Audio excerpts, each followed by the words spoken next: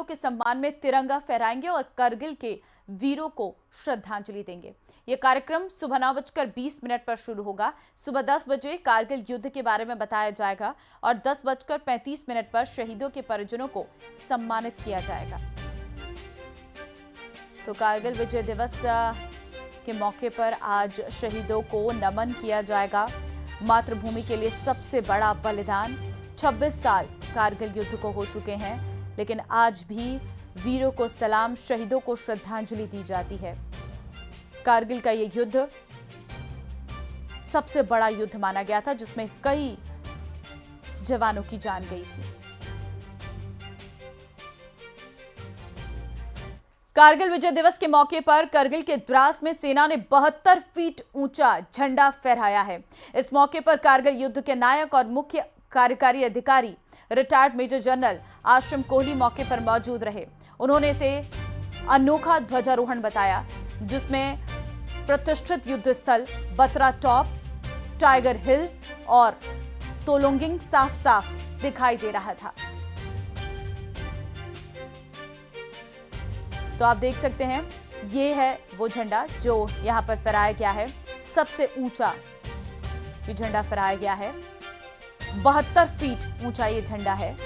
इस मौके पर कारगिल युद्ध के नायक और मुख्य कार्यकारी अधिकारी रिटायर्ड मेजर जनरल आश्रम कोहली मौके पर मौजूद रहे।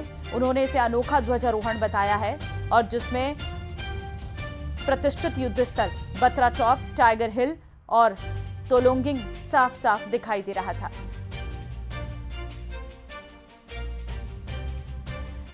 छब्बीस साल बाद करगिल पूरी तरह से बदल गया है। यहां भारतीय सेना ने अपनी ताकत में जबरदस्त इजाफा किया है। आपको एक रिपोर्ट दिखाते हैं, जब इसी जगह सेना ने ऑपरेशन सिंदूर के दौरान पाकिस्तानी ड्रोन को मार गिराया था।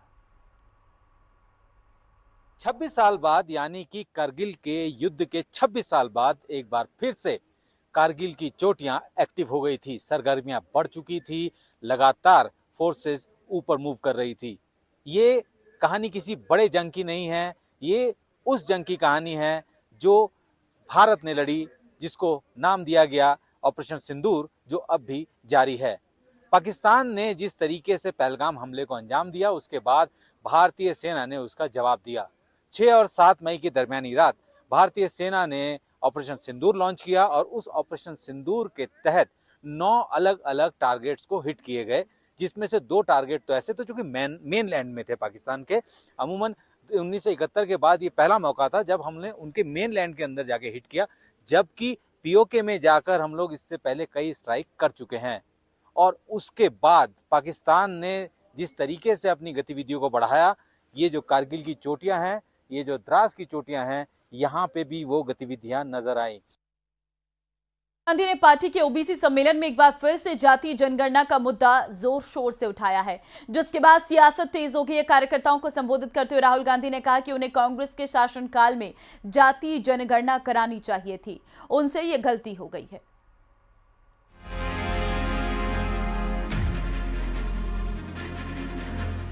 केंद्र सरकार की ओर से जातीय जनगणना के ऐलान के बाद सियासी कमर कस ली गई है। अब दिल्ली में कांग्रेस की ओबीसी सम्मेलन चर्चाओं में है, क्योंकि इस सम्मेलन में राहुल गांधी ने खुद की गलती को सुधारने की बात कही है। ओबीसी सम्मेलन में जातीय जनगणना पर राहुल गांधी ने कहा कि मैं उस गलती को अब सुधारना चाहता हूं। कांग्रेस शासन में जातीय जनगणना ना करना गलती थी। मेरी रिग्रेट क्या है कि अगर मुझे आपकी हिस्ट्री के बारे में, आपकी इश्यूज के बारे में थोड़ा सा भी ज्यादा मालूम होता, मैं तभी जाति जनगणना करा देता। वो निकल गया और मैं स्टेज से कह रहा हूं, वो गलती है मेरी, और कांग्रेस पार्टी की गलती नहीं है, मेरी गलती है, और इस गलती को मैं ठीक करने जा रहा हूं। राहुल गांधी जहां गलती सुधारने की बात कर रहे थे, वहीं पर ओबीसी सम्मेलन में कांग्रेस दिन में ही सपने देखने वाली बात करने लगी। कांग्रेस अध्यक्ष खड़गे ने कहा कि 20 से 25 सीट और हमें आती तो हमारी सरकार बनती। भाइयों, सामाजिक न्याय 18वीं लोकसभा में चुनाव का सबसे अहम मुद्दा लेकर हमने आगे बढ़ा था और हमारे को उसमें यश मिला, लेकिन थोड़े से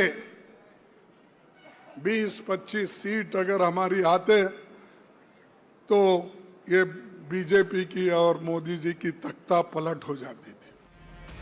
अब राहुल गांधी के बयान पर बीजेपी हमलावर है तो समाजवादी पार्टी के नेता कह रहे हैं जो बात राहुल कर रहे हैं वो अखिलेश यादव पहले से बोल रहे हैं।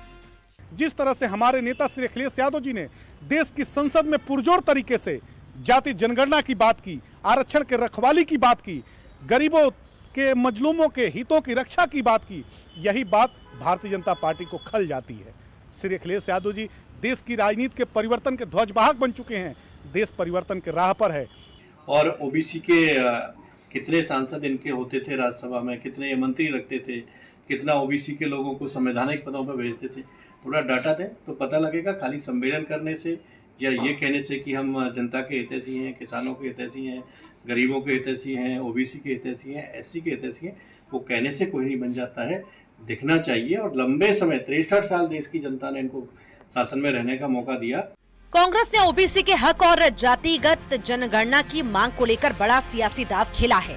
सवाल यह है कि क्या ये सम्मेलन 2027 के चुनावों से पहले बीजेपी के लिए चुनौती बनेगा या फिर सब हवा हवाई ही रह जाएगा। Bureau report, news 18।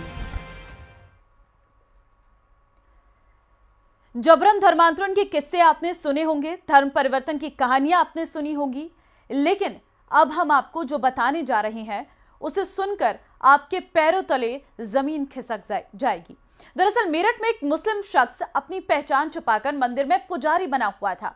ये रिपोर्ट देखिए।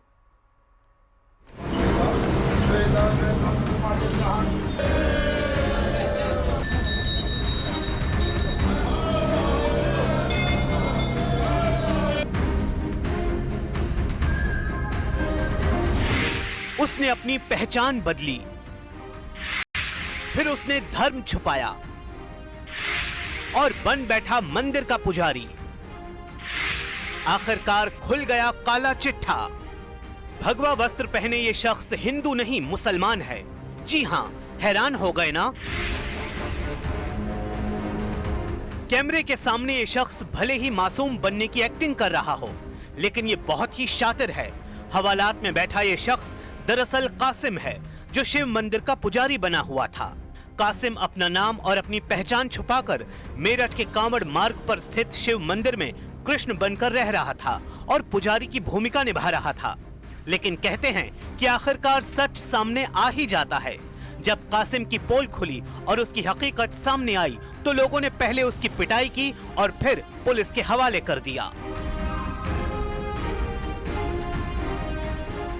प्रदेश के मुख्यमंत्री जी एक बड़ा विषय है और इसमें मैं कह रहा हूँ पूरे उत्तर प्रदेश की जितने भी जो है मंदिर है सबकी पुजारियों की जांच होनी चाहिए, वेरिफिकेशन होना चाहिए। कौन लोग हमारे जो है मंदिर में घुसे हुए हैं, किस धर्म के लोग हैं, वो क्या उनका लक्ष्य था, क्या टारगेट था।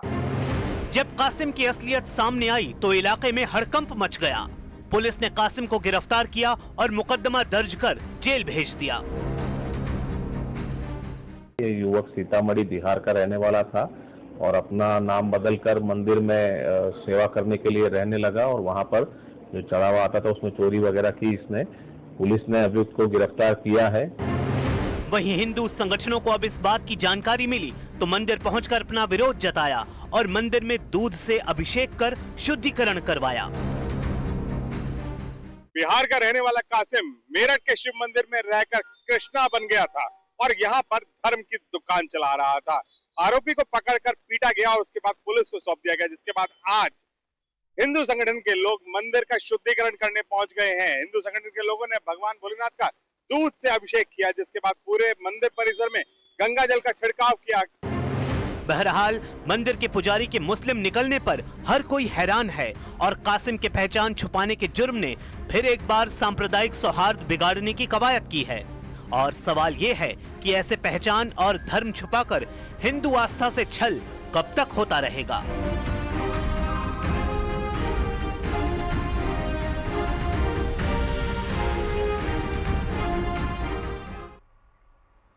और इन्हीं तमाम खबरों के साथ इस बुलेटिन में फिलहाल के लिए बस